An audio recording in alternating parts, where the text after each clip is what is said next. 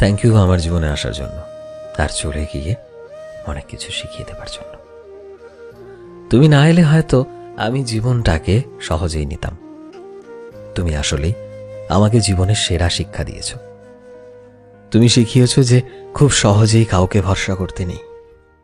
তুমি আমার চোখে আঙুল দিয়ে দেখিয়ে দিয়েছ যে আজকের যুগে কাউকে বিশ্বাস করে নিজের খুব কাছের মানুষ ভাবতে নেই।